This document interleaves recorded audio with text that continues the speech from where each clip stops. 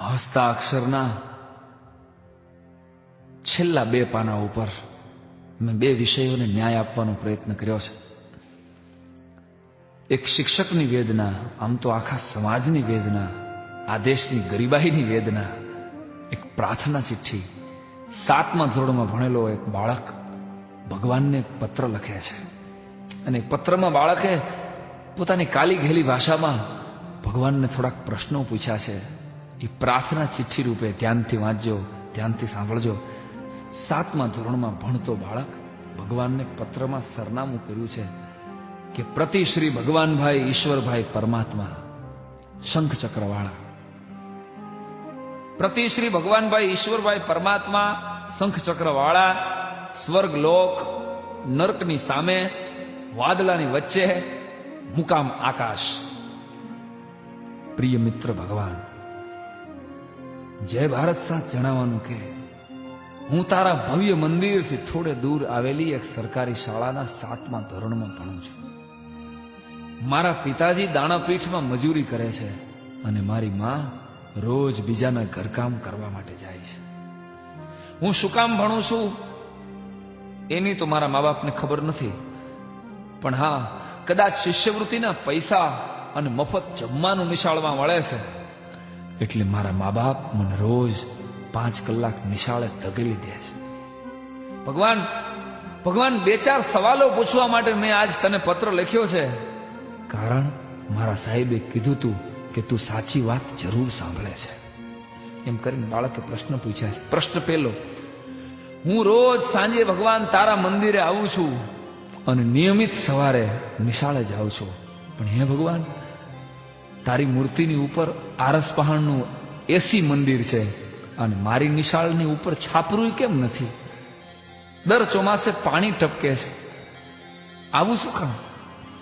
પ્રશ્ન બીજો: તને રોજ 32 ભાતના પકવાન પીરસાય છે અને તું તો ખાતોય નથી, અને હું દરરોજ બપોરે મધ્યાહન ભોજનના 1 મુઠ્ઠી ભાતથી ભૂખ્યો ઘરે જાઉં છું, આવું કેમ? પ્રશ્ન ત્રીજો: મારી નાની બેનના ફાટેલા ફ્રોક ઉપર તો કોઈ થીગડું મારવા આવતું નથી અને તારા પચરંગી નવા નવા વાઘા.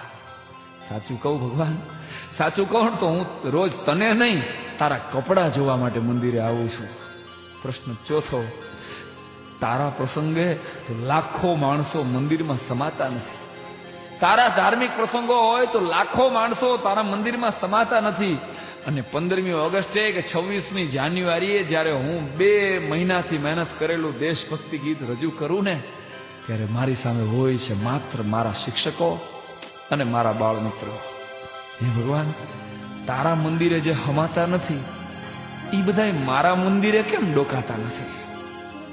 પ્રશ્ન 5મો અને છેલ્લો: તને ખોટું લાગે તો ભલે લાગે, પણ મારા ગામમાં એક 5 સ્ટાર હોટલ જેવું મંદિર છે ભગવાન, અને એક મંદિર જેવી પ્રાથમિક શાળા છે. પ્રભુ, મેં સાંભળ્યું છે કે તું તો અમારી બનાવેલી મૂર્તિ છો, તોય આવી જલજલાટ છો.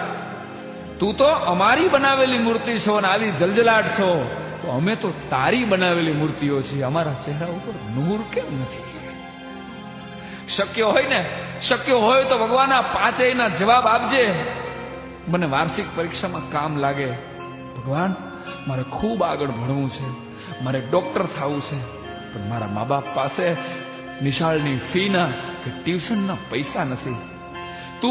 તું ખાલી જો તારી 1 દિવસની દાનપેટી મને મોકલ ને ભગવાન, તો આખી જિંદગી હું ભણી શકું.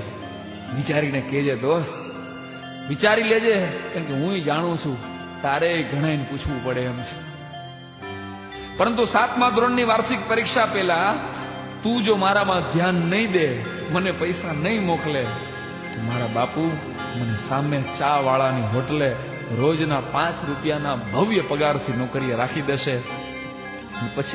પછી આખી જિંદગી હું તારા શ્રીમંત ભક્તોને ચા પાઈશ ભગવાન, પણ તારી હારે કીટા કરી નાખીશ. જલ્દી કરજે પ્રભુ, સમય બહુ ઓછો છે તારી પાસે અને મારી પાસે પણ. લિખિતન એક સરકારી શાળાનો ગરીબ વિદ્યાર્થી અથવા એક ભારતના ભાવિ મજૂરના વંદે માતરમ, વંદે માતરમ, વંદે માતરમ.